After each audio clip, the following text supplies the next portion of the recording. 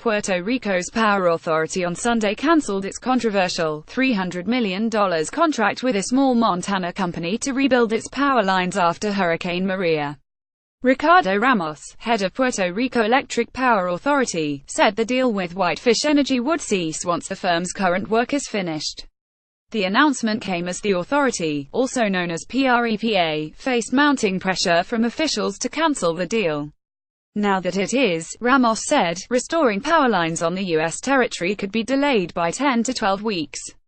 Gov. Ricardo Rossello earlier Sunday called on PREPA to sever ties with Whitefish. There cannot be any kind of distraction that alters the commitment to restore electrical power as soon as possible in Puerto Rico, Rossello said. Whitefish only had 2 full-time employees when Maria made landfall in Puerto Rico as a Category 4 hurricane. It's since added roughly 300 workers to its effort. Rossello said Sunday that Whitefish has been paid at least $8 million until this point. Alvin Baezreuters: if something illegal was done, once again, the officials involved in that process will feel the full weight of the law, and I will take administrative actions, the governor said Sunday. A Whitefish representative said the company is very disappointed by the severed contract. The decision will only delay what the people of Puerto Rico want and deserve, to have the power restored quickly in the same manner their fellow citizens on the mainland experience after a natural disaster, the statement read.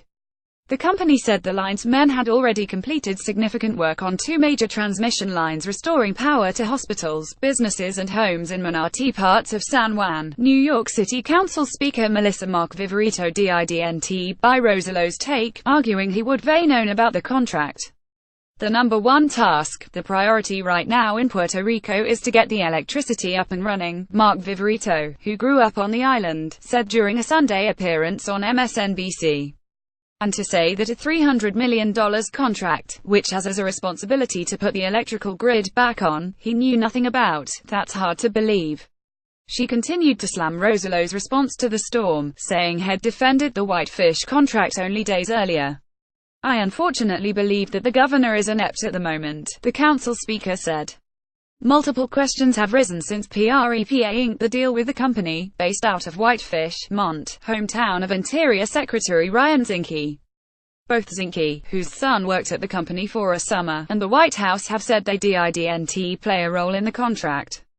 Whitefish didn't go through a formal bidding process to get the contract.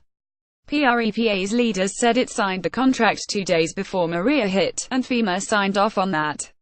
Not so, according to FEMA officials, who are now looking into the contract over some of its reimbursements. Other agencies are also looking at the deal. Line items on the contract called for $20,277.60 for a Chinook helicopter airlift and $3,969.84 for a passenger chopper, according to a copy obtained by a Daily Beast reporter. Workers were to get nearly $80 for meals each day as well as $332.41 for daily accommodations. Ramon Espinosa at the app, which also obtained a copy of the agreement, noted a foreman for a power line crew is to be paid $322 an hour, while journeyman line workers are set to get $319 per hour.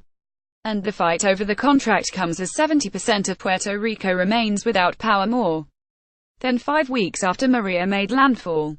Rossello on Sunday called for New York and Florida crews to come to the island and aid in the power work. Gov. Cuomo, speaking on CNN, said he'd send teams to the island to help, but first officials will need an estimate from the Puerto Rican Power Authority as to how many crews they want. The governor estimated it'd take at least 2,000 crews from what he'd seen on the island. And then you have a logistical operation on the island, he said. Where do you house 6,000 workers? But those are logistically issues that can be worked out, with Newswire Services with Nicole Hensley.